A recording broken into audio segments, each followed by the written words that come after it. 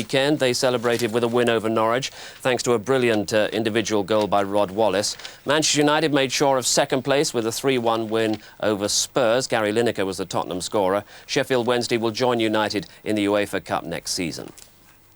Meanwhile, at the bottom, well, it's Luton who join Notts County and West Ham in Division 2. Coventry, they must have feared the worst after losing at Aston Villa, but they'll thank Rob Matthews, who got both Notts County goals in their 2-1 win over Luton that finally sent the Hatters down after so many glorious escape acts, but not this year.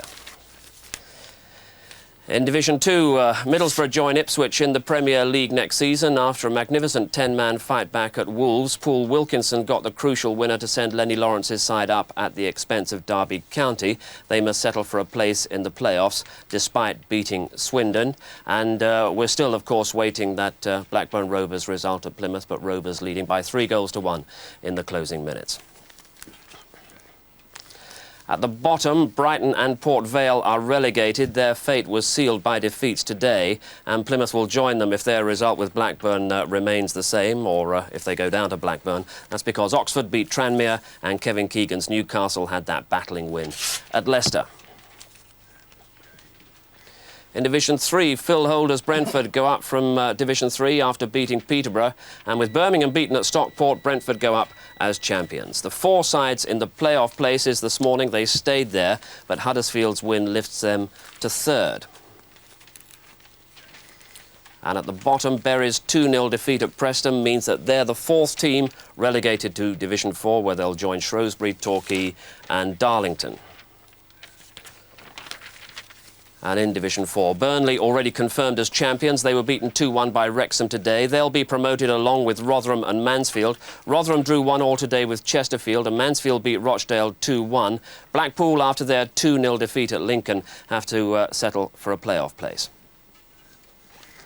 And at the bottom, Doncaster's 3-0 home victory over Maidstone and Carlisle's defeat at Scunthorpe means that they swap places at the foot of the table. There's no relegation from Division 4 this season.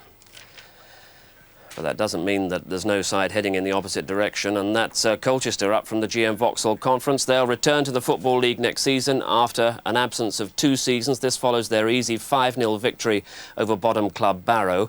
Unlucky Wycombe Wanderers miss out on goal difference after that long-running duel at the top of the table. City, who've never won, needed a point for a place in next season's Premier League. Coventry needed a solid start, but they didn't get it. After kicking off, they kept possession for just 3 seconds, and the next time a Coventry player touched the ball, it was to take it out of the net. Of all the men to put Villa ahead after 20 seconds, Cyril Regis would have been bottom of all Coventry supporters' lists.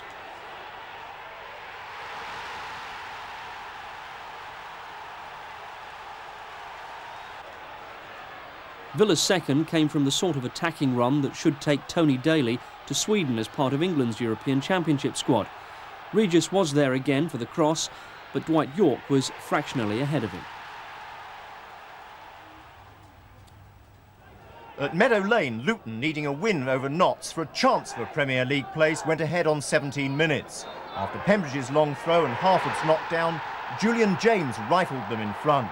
On 34 minutes, the striking student equalised. Rob Matthews, a 21-year-old from Loughborough University, took his chance after Craig Short's effort was blocked. And Notts County bowed out of the First Division with a win. Rob Matthews made the score academic with his second in the second half, a precision lob. Notts County 2, Luton 1.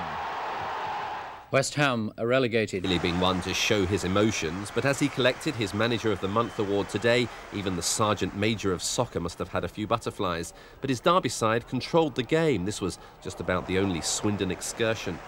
Derby, who've had their problems at the baseball ground this season, were desperate to finish with a flourish. And after 27 minutes, they did just that. Paul Kitson's header, the man Derby signed from promotion rivals Leicester City. That was 1-0.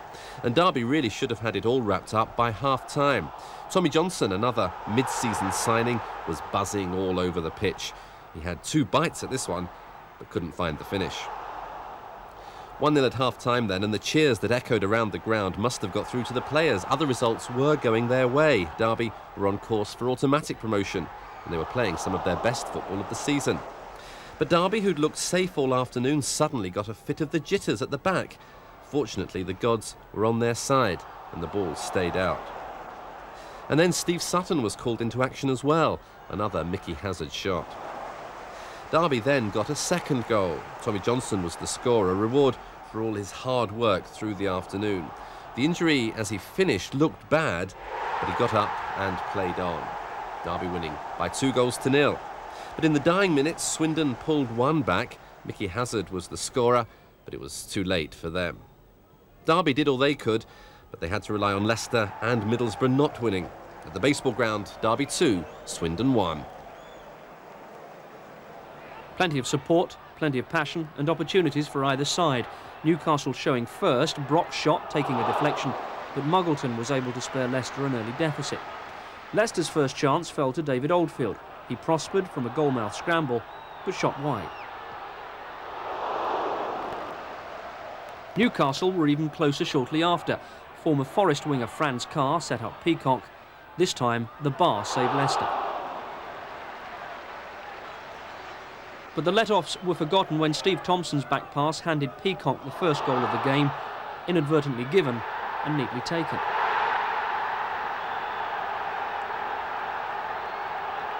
In the second half, Leicester's frustration at their own game was increasing. They allowed Kelly to advance, but the former Leicester player's shot was not up to standard.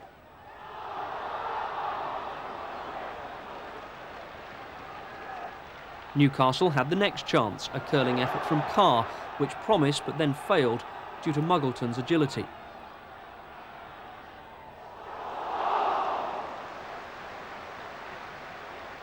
But it was Leicester who equalised. Russell's header was salvaged by Gary Mills and Walsh scored from 6 yards.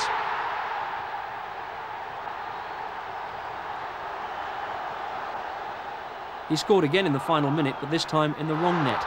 It gave Newcastle victory and Leicester a home defeat on the final day of the season.